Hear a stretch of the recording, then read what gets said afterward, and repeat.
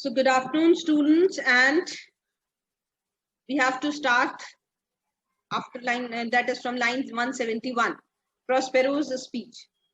So till here, Ariel has told Prospero about where he left Trinculo, Stefano, and Caliban, and what was their condition, right? In what condition, in what situation he left them, right? When they started to execute their plan. And what was their plan? To murder Prospero, right? So when they started moving towards Prospero's cell, what all happened to them? Means what all Ariel did to them. Can anyone just summarize what Ariel told Prospero about Trinculo, Stefano, and Caliban? Just raise your hands.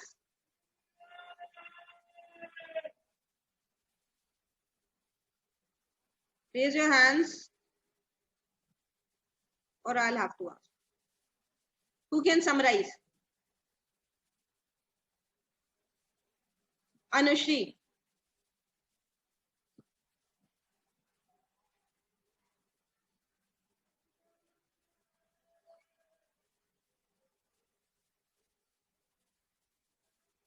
No? Gaurav, can you summarize? Ma'am, according to Ariel, they were behaving like the untrained horses, and they were ma'am, they were attracted towards the music played by Ariel, and Ariel See, here you brought will have them. to be very specific. What music was played by Ariel? Music I don't remember, but then he Anushri, brought remember? them through. Please unmute yourself, Anushri.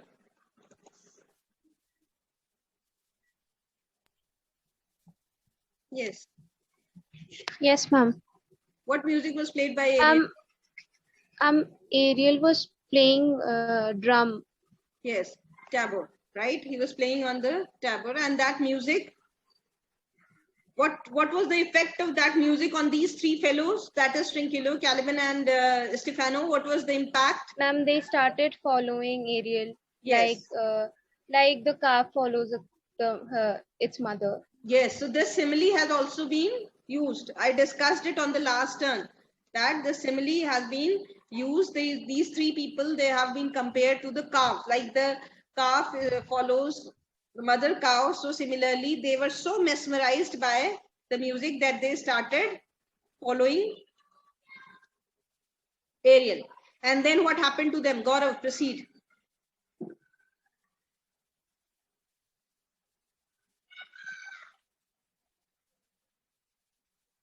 Oh, you are unmuted.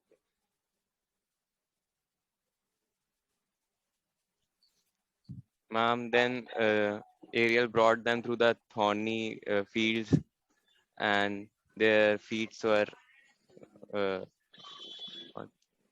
and at last he brought them into the dirty mud pool where they all were.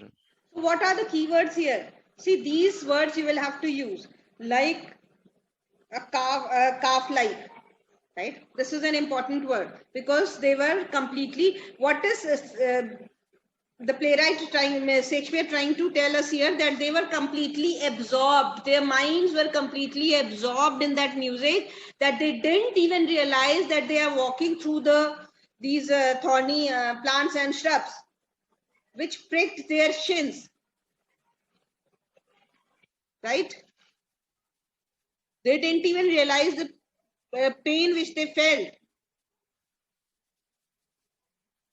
when these shrubs they pricked, when the thorns from these shrubs they pricked their shins. So tooth prior sharp furzes, lowing followed through tooth prior sharp furzes, pricking dross. So all these are the prickly scrambling shrubs. These are the names of the wild shrubs which grow on land. Pricking grass and thorns, which entered their frail shins. Frail shins means their weak shins. It pricked their shins, but still they were not able to feel the pain. There were two reasons for it. The first one was that they were in a completely inebriated state. They were intoxicated. They were not in their senses.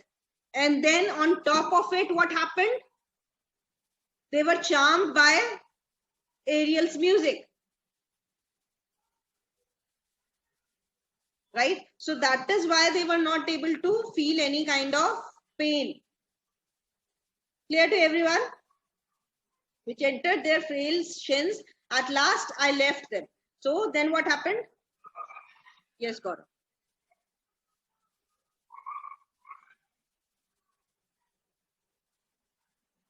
Unmute. Ma'am, after.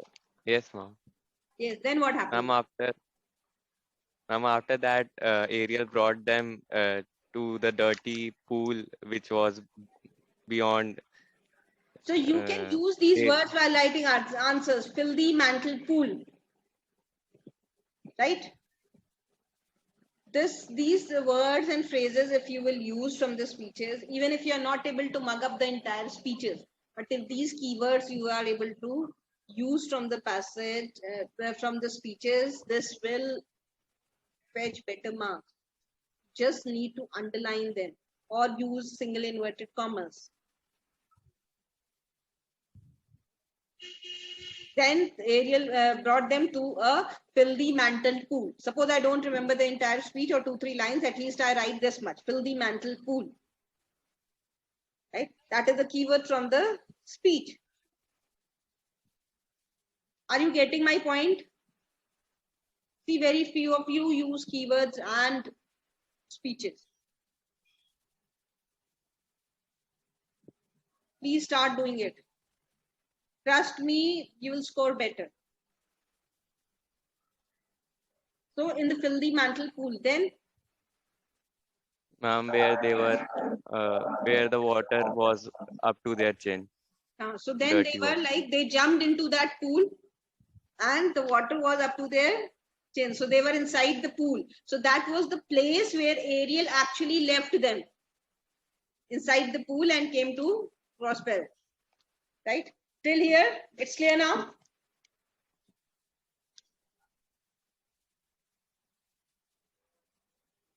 Okay.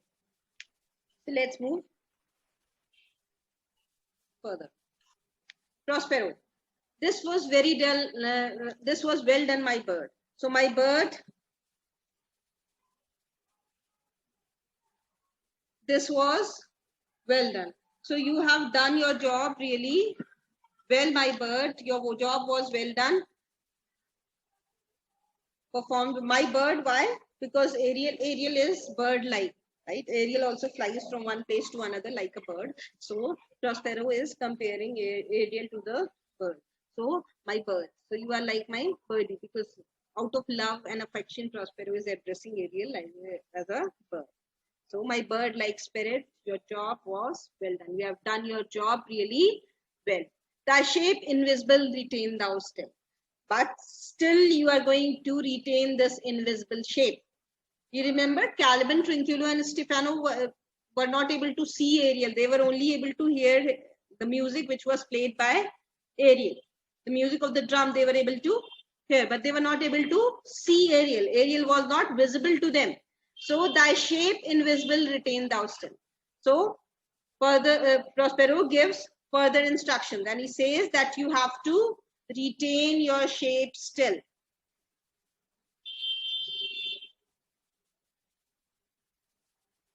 Right? Please retain your shape. Right? Means be in that invisible mode. Right? The trumpery in my house, go bring it hither. Now you go and bring the trumpery in my house. What is the trumpery? All the flashy, gaudy clothes from my cell. You go into my cell, you go into my cave and bring all the flashy clothes from there. Right? Please go and bring all the flashy and fine garments which I have. See, you remember Prospero was the dew. And you remember Gonzalo kept some linens and garments when they were left in that boat without oars and without any basic equipments, right? Gonzalo kept food, clothing, and some drinking water and books, right?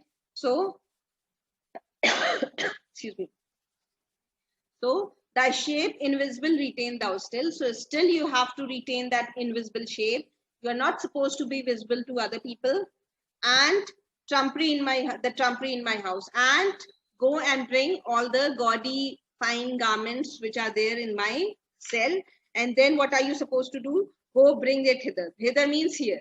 Go and bring all those garments here for Stale to catch these thieves, because I am going to make a trap to catch these thieves. Stale here means the trap I am going to make to catch these thieves. Right? Ariel, I go. So Ariel says, yes, I will go immediately and bring them. So then Prospero says, a devil, a born devil, on whose nature nurture can never stick. Can you tell me about whom Prospero is talking? Who is being referred to as a devil in these lines? Just raise your hands. Who is being referred to as a devil? Why only Gaurav? Gaurav has answered a lot. Ananya.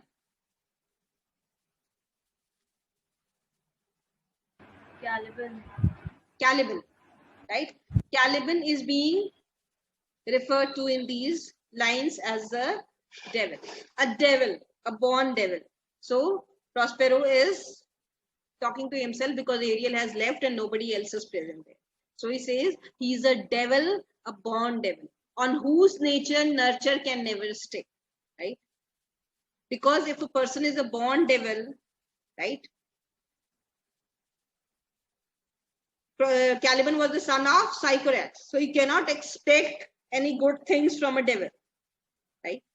When the parentage is not good, how can you just expect the children to be good, right? A son of a witch cannot be a saint. So he's a born devil on whose nature nurture can never stick. So why is Prospero saying this? Because Prospero tried his level best to train Caliban, to transform Caliban from a monster to a decent civilized creature. You remember there is a reference that he tried to teach Caliban how to speak and all the good things. He tried to teach him, train him how to live in a civilized society. All the mannerism he tried to teach him. But these things didn't have any impact. Caliban learned speech and then he started abusing. That was the only thing which he used his speech for. Right? To abuse Prospero.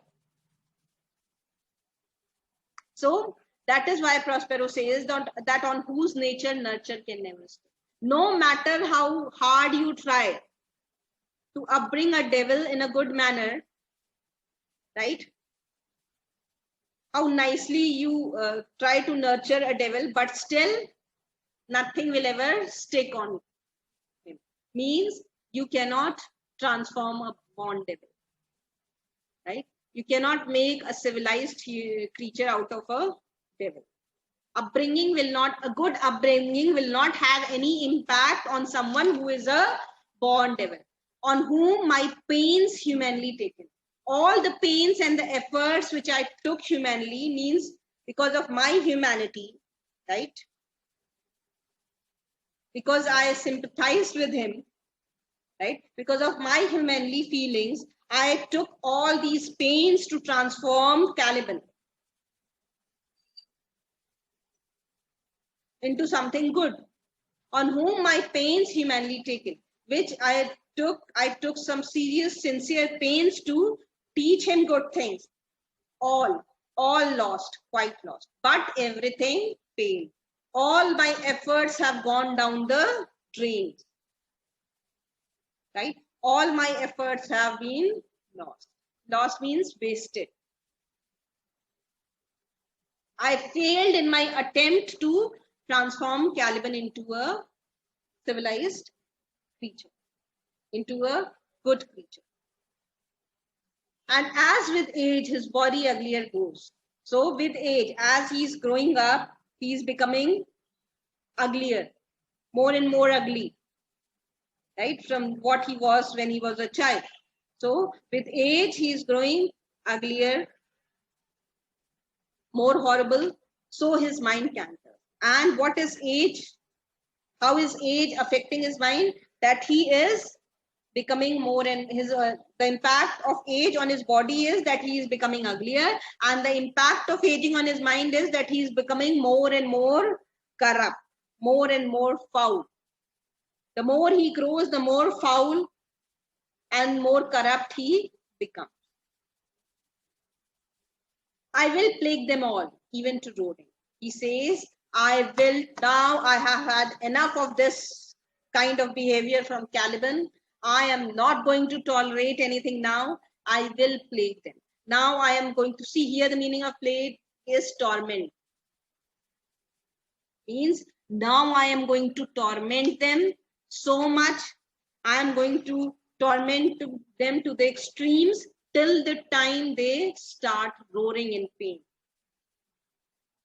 I'll torture them, torment or torture also is the meaning of plague here. So I will torture them to the extent that they start roaring. Clear? Re-enter Ariel, loaded with glistering apparel, etc. So Ariel comes back, right, with all these shiny garments and apparel. Come, hang them on this line. Line means lime tree. There was a lime tree in front of Prospero's cell. Right, near Prospero's cell, there was a lime tree.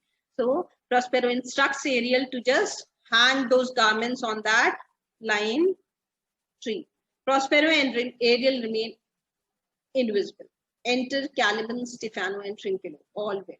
Why are they all wet? Because they are coming out of that filthy pool. Right? So that is why they were all drenched in that dirty, muddy water. Right? So Prospero and Ariel, they are invisible. They are present there, but they are invisible to these three people. That is Caliban, Stephano, and Trinculo. So they just hang all those garments which were brought by Ariel on the lime tree which was there near Prospero's cell. And then these three people, they come there all drenched in dirty water. Caliban, pray you, treat softly, that the blind mole may not hear a footfall. So Caliban says, pray you, I request you. To whom is Caliban saying all these things? To Stephano and Trinculo. Caliban says, I request you, please, this is my earnest, humble request. Please treat softly, please walk softly, don't make any noise, that the blind mole may not hear a footfall. Blind mole is a reference to whom? To Prospero here. Why is he saying blind mole to Prospero? Because Prospero was believed to have small eyes, right? So that is why he is, and maybe because of his old age, things may not be visible clearly to him, right? So that is why, because of the size of his eyes or because of his weak eyesight due to age, that the blind mole may not hear a footfall. So I don't want that Prospero should hear, but anyhow, blind mole is a reference to Prospero. I don't want that Prospero should hear our footsteps. So walk very quietly. Don't make any noise while walking. We now are near his cell. Why? Because we are near his cell. We have almost reached his cell. We are at the doorstep. So I request you, please walk softly. Don't make noise while walking. Stephano, monster, your fairy, which you say is a harmless fairy. So Stephano says, monster, you said that that fairy who was playing the drum is a harmless fairy, right? See, Caliban also didn't know that it was Ariel who was playing the drum, right? He only felt that it is some fairy, and so he must have told Stephano and Trinculo that it is a harmless fairy. Don't worry, it will not harm us, right? These kind of music we hear on this island. It's a normal thing. You remember Caliban told such a thing to Stefano and Trinculo, that I get up from my dreams, become happy, then I sleep again. So he has told all these things, that these kind of music and cries, they are a normal phenomenon on this island. You remember that speech of Caliban? Yes or no?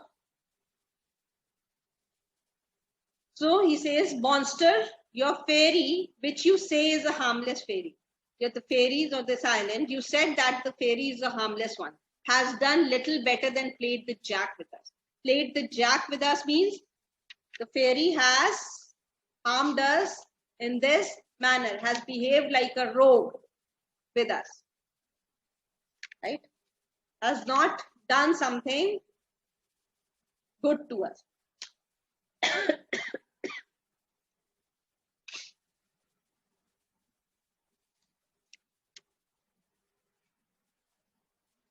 So has behaved like a rogue, has behaved like a scoundrel with us. Do you hear, monster? Sorry, has done little better than played the jack with us. So has behaved like a scoundrel or like a villain or like a rogue with us. This kind of behavior I didn't expect from someone whom you termed as harmless, right? You were saying that that fairy is a harmless thing. It's a harmless spirit. It will not do any harm to us. And look at our condition, right? And you call such a fairy who has landed up in this situation to be harmless? You stupid monster. What are you talking about? So your fairy has played the jack with us. Do you hear, monster? Are you hearing to what I am saying, monster? If I should take a displeasure against you, look you. So see, Stefano has already started thinking himself to be the king of that island. He says, mind it, monster. If I take displeasure against you, means if I am annoyed at you, right? Or if I become angry with you, you see what will happen to you. Look you, thou wert but a lost monster. So what happened when he was not allowed to complete his sentence by Trinculo? There is a dash, which means that he was interrupted by Trinculo. And then Trinculo says, yes, if he is annoyed, if he becomes angry with you, what will happen? Thou wert but a lost monster. Then you will become a lost monster. Means you will be dead then. So please don't invite displeasure of Stefano, right? Caliban, good my lord, give me thy favor still. So Caliban says, no, please don't do this, my good lord. Please be favorable to me. Please don't be unkind to me. Please go on showing your favor to me. Be patient, and I request you to be a little more patient. Calm down, relax. For the prize I'll bring thee, two shall hoodwink this mischance. Therefore, speaks of. Because, please be a little patient, because the prize which you will get, the reward which I'll give you for all this pain and suffering which you have undergone, right? I'll bring thee. What prize is he talking about? Please raise your hands. Ananya, your hand is raised. Now you give the answer. You didn't lower your hand. Give the answer anyways. What is the price? Fine, Ansh, give the answer. Ma'am, that bottles of liquor. The bottles of liquor will be given by Caliban to Stefano. See, this is Caliban's speech. No, ma'am. No, ma'am. Yes. Ma'am, the rule of this island. Only the rule of this Stefano island. will be and Caliban will be his servant. Kritika.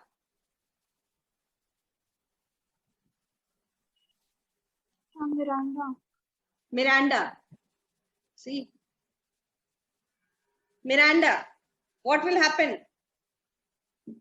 What did they plan? That once Prospero is killed, he will get a beautiful wife like Miranda. Right? That was, Miranda was one of the temptations which was offered to Stefano by Caliban. That you will be able to marry Miranda only when you murder Prospero. Right? So, shall hoodwink this mischance. Shall hoodwink this mischance means will make you completely forget this tragedy which happened to us. This accident which happened to us, you will completely forget about it. Because the reward which you will get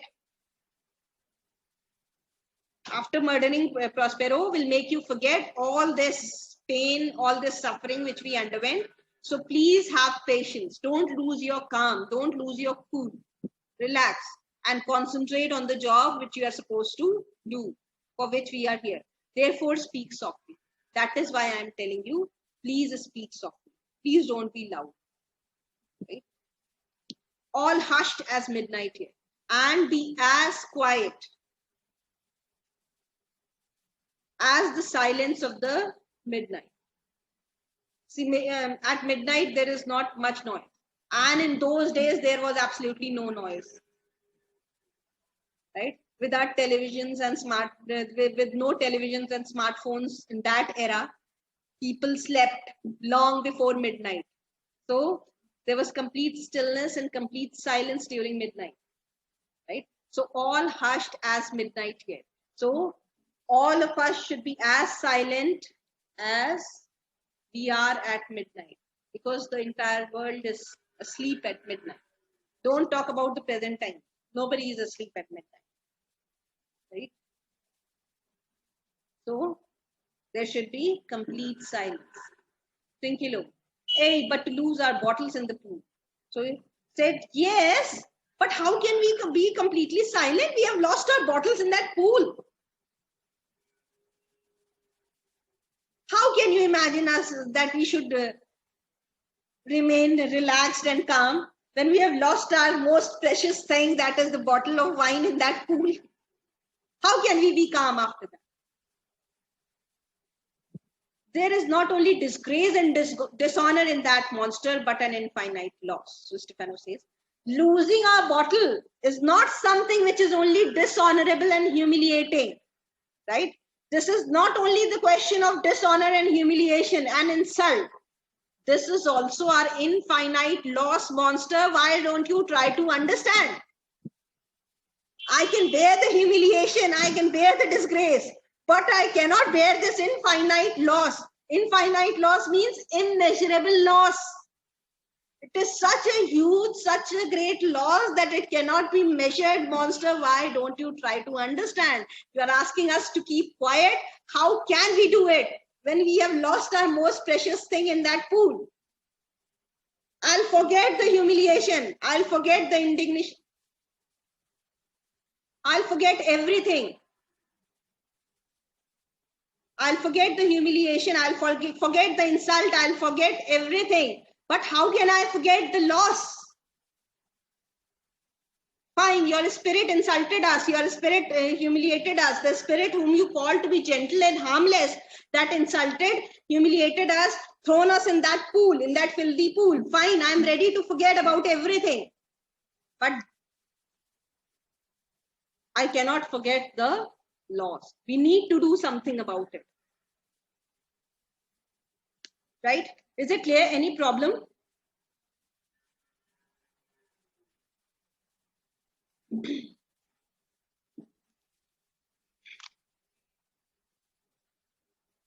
Okay.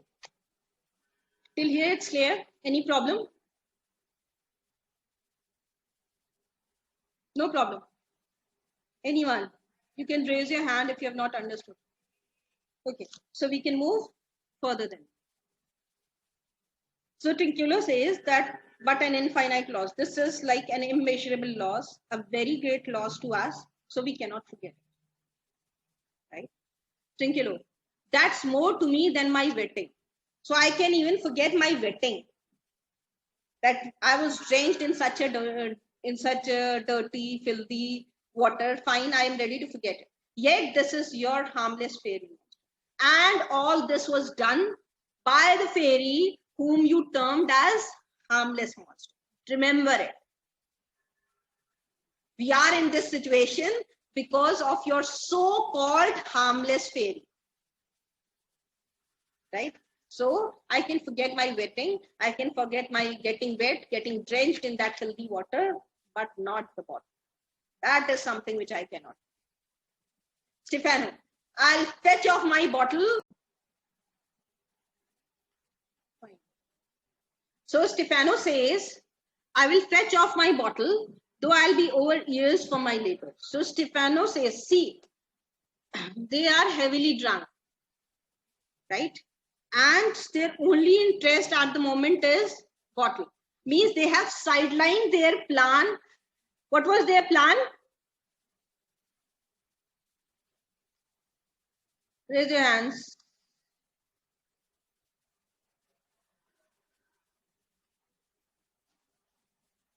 Yes, Ansh, unmute yourself. Ma'am, to kill Prospero. Yes. So now their main objective, which was to kill Prospero or to murder Prospero, has been sidelined, and their main objective shifted from the murder of Prospero to finding the bottle of wine, which they lost in that filthy pool. Clear? Right? So now they shifted their objective. So Stefano says he forgets about the murder of Prospero, for which they were there in front of the Prospero's cell. And Stefano says, I'll fetch off my bottle, though I'll be over years for my labor. I don't mind being submerged in the water or being inside in the water till my ears. In that filthy, dirty, muddy water, I don't mind that. Even if I have to do that, I'm going inside the pool to find my bottle. Anyhow, I want my bottle back. Right? So Caliban says, pray thee, my king, be quiet. Caliban is the only one who is concerned about the murder of Prospero. He's trying to dissuade them from going astray. Right? He's trying to dissuade them from moving away from their objective. Right? But he will ultimately fail. Caliban says, pray thee, my king, be quiet. He says that my king is a reference to Stefano. Right? He says, I request you, my king, please be quiet. Seest thou here? This is the mouth of the cell. Can't you see we are standing right in front of Prospero's cell? Right? We are on the verge of entering Prospero's cell. Can't you see this? This, the mouth of the cell. The mouth of the cell means at the entrance, at the door, at the gate of Prospero's cell. No noise and enter. I request you, I beg of you that please be quiet and enter quietly. Forget about the bottle for a while. Instead of the bottle, think about the murder of Prospero. I beg you, do that good mischief which may make this island thine own forever. And I, thy Caliban, for I thy footlicker. He says, please, I request you, do that good mischief. Now, which figure of speech has been used here? Who can tell me? Good mischief. For once you made me happy. Do that good mischief which may make this island. So good mischief is an oxymoron, because why good mischief? What is the goodness in that mischief? Why does Caliban say?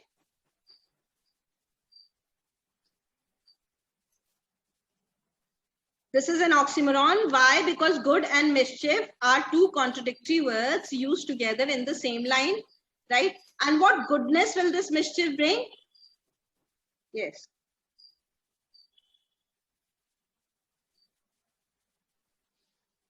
Ansh. And the island will be ruled by Stefano, and Caliban will be free from the clutches of Prospero.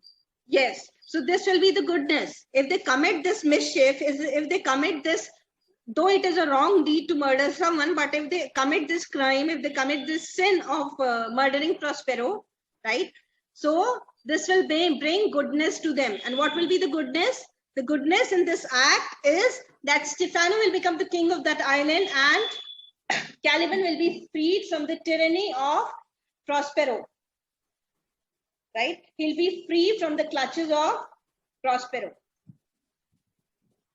So that is why Caliban says, do that good mischief which may make this island thine own forever. So I request you to please do this good mischief. There is definitely some goodness in this mischief. So I request you to please do it, which will make this island thine own forever. Thine means your, which will make this island your own forever. And I, thy Caliban means your Caliban.